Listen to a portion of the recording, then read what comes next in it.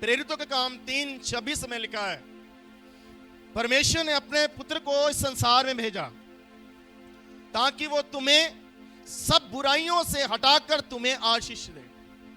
वहां आशीष लिखा है, लेकिन लास्ट में लिखा है, पहले लिखा है परमेश्वर ने अपने पुत्र को भेजा, अपने सेवक को भेजा कि वो तुझे सब बुराइयों को हटाकर, जब तक बुराई बनी हुई है वो एक दीवार की तरह है। यशाया 59 में लिखा है, परमेश्वर का हाथ कोई छोटा तो हो नहीं गया, उसके कान कोई भारे तो हो नहीं गए कि वो तुम्हारी ना सुने या अपना हाथ बढ़ाकर तुझे चंगाई या आशीष ना दे। उसका हाथ छोटा नहीं है, उसका हाथ बड़ा हाथ है, उसका हाथ सामर्थ्य है, उसका हाथ लिखा है बलवंत है। आमीन, हालेलुया। लेकिन वो कहता है तुम्हारी बुराइयों ने तुम्हारे और तुम्हारे परमेश्वर के बीच में जुदाई बना दी है, एक जुदाई की दीवार को खड़ा कर दिया है।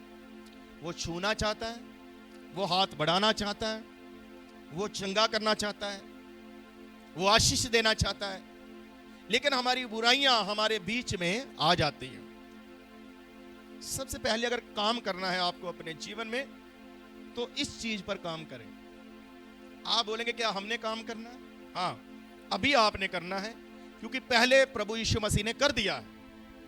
अपनी ओर से प्रभु यीशु मसीह कर चुके हैं, प्राण दे चुके हैं, वो हमारे लिए मारे गए हैं, गाड़े गए हैं और तीसरे दिन मुर्दों में से जी उठे हैं। उसने दुख सहा है, उसने कुर्बानी दी है, वो मेमना बनकर आया, उसकी ओर से तो हो चुका है।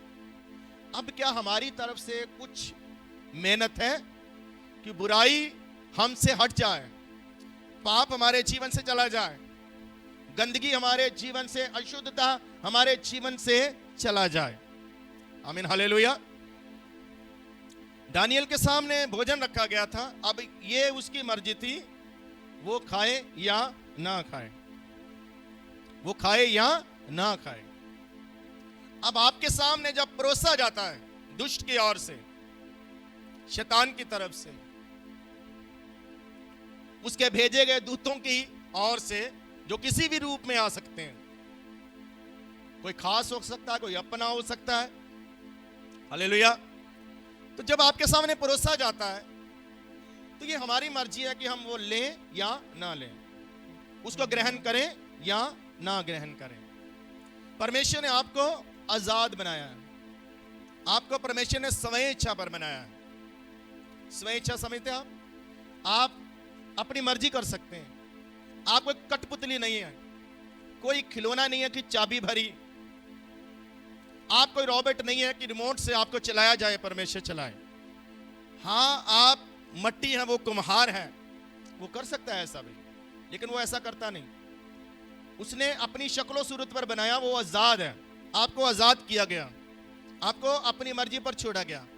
वो बता तो देता है आदम ये फल नहीं खाना है, लेकिन जब हवा खाती है, आदम खाता, तो वो रोकता नहीं है, वो उस दरख्त को हटाता नहीं है, वो सामने रखा है, वो आपकी स्वयं इच्छा पर निर्भर करता है। यूसुफ के सामने पाप थाली में रखकर परोसा गया, लेकिन यूसुफ ने उसको ठोकर मारी। वो गुनाह को आपके सामने थाली में रखकर अच्छी तरह परोस कर रखता है। अब ये हम पर है, निर्भर करता है हम पर कि वो हमें लेना है या नहीं लेना है। तो मैं आज आपसे कहना चाहता हूं, सबसे महत्वपूर्ण ये है कि हम शुद्ध किए जाएं, हमारे पाप क्षमा हो, हमारे अंदर से बुराई निकल जाए। तो इसको मैं ऐसा भी कह सकता हूं कि जब पश्चाताप करते हैं, तौबा करते हैं, बपतिस्मा लेते हैं, क्षमा तो हो जाते हैं, लेकिन उसके बाद छोड़े जाते हैं अपनी मर्जी के ऊपर। जैसे पतरस ने कहा था, जब लोगों ने बपतिस्मा लिया तो पतरस ने कहा, इस दुनिया से अपने आप को बचा कर रखना भैया, इस कभी पीढ़ी से अपने आप को बचा कर रखो। इसका क्या मतलब है?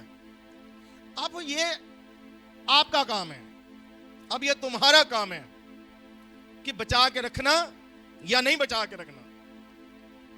आपको खुद को बचा कर रखना चाहिए, क्योंकि आप परमेश्वर की बहुत कीमती वस्तु हैं, परमेश्वर की नजर में बहुत कीमती हैं आप।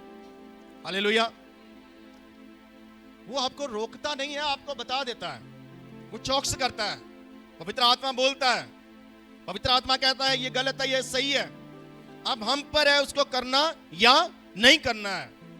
वो कहता है अपने आप को बचा कर रखो। अभी जो काम चल रहा है वो आपका खुद का है, प्रभु ने काम कर दिया, पवित्र आत्मा आपको दिया गया है।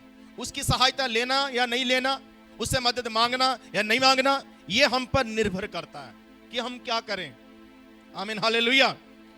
सो यहां पर लिखा वो तेरी बुराइयों को क्षमा करता है। जब तक बुराइयां बनी हुई हैं तब तक हम चंगे नहीं हो सकते।